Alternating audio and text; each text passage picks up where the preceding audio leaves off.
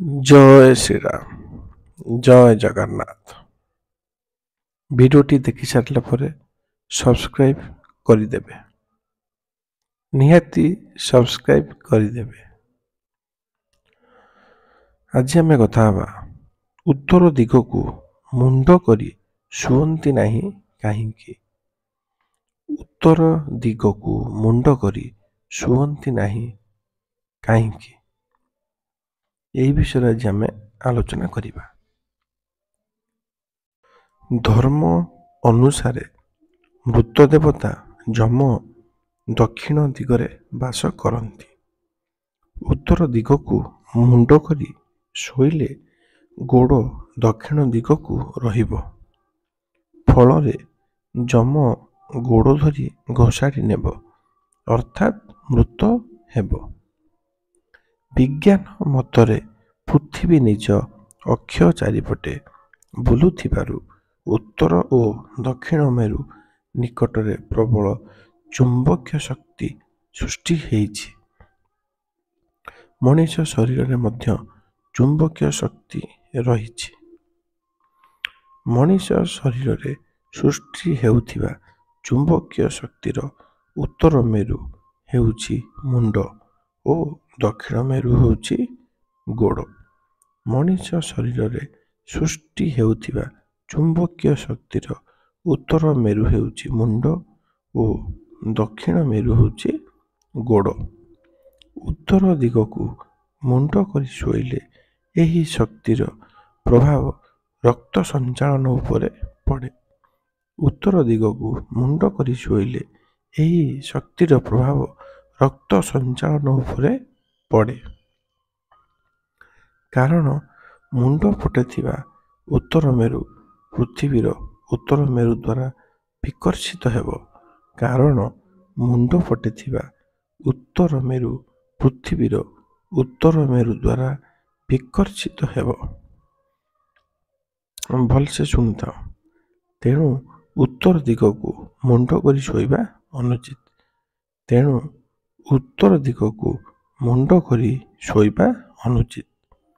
ସେହିପରି ଚଳନ୍ତା ଗାଡ଼ି ଚାଲୁଥିବା ଦିଗର ବିପରୀତ ଦିଗକୁ ମୁଣ୍ଡ କରି ଶୋଇବା ମନା।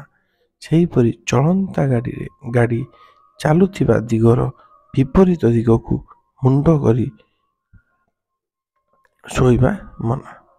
ପୃଥିବୀ ପଶ୍ଚିମ ଦିଗରୁ ପୂର୍ବ ଦିଗକୁ ବୁଲୁଥିବାରୁ ପଶ୍ଚିମ ଦିଗକୁ ମୁଣ୍ଡ କରି ଶୋଇବା ମନା।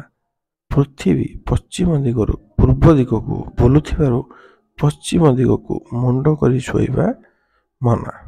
ଉଭୟ କ୍ଷେତ୍ରରେ ମସ୍ତିଷ୍କର ରକ୍ତ ସଞ୍ଚାଳନ ଉପରେ କୁପ୍ରଭାବ ପଡ଼େ। ଏଥିପାଇଁ ଉତ୍ତର ଦିଗକୁ ମୁଣ୍ଡ କରି ଶୁଅନ୍ତି ନାହିଁ।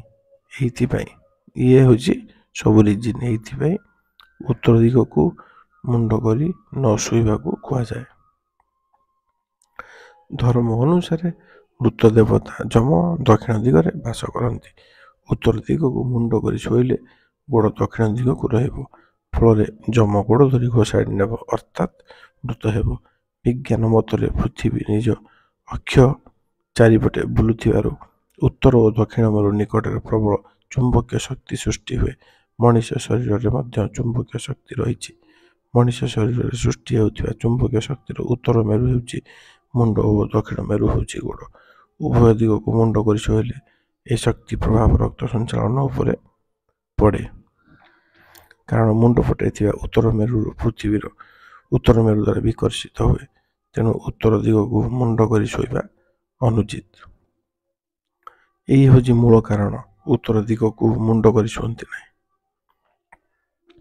ଭିଡ଼ିଓଟି ସରିଲା ପରେ ସବସ୍କ୍ରାଇବ୍ କରିଦେବେ, ନିହାତି କରିବେ। ସବସ୍କ୍ରାଇବ୍ କଲେ ମନୋବଳ ବୃଦ୍ଧି ପାଇବ।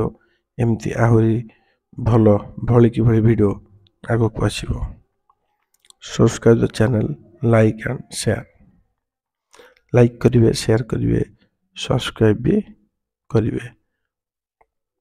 ଆଉ ଏମିତି ନୂଆ ନୂଆ ଭିଡ଼ିଓ ଆସିବ।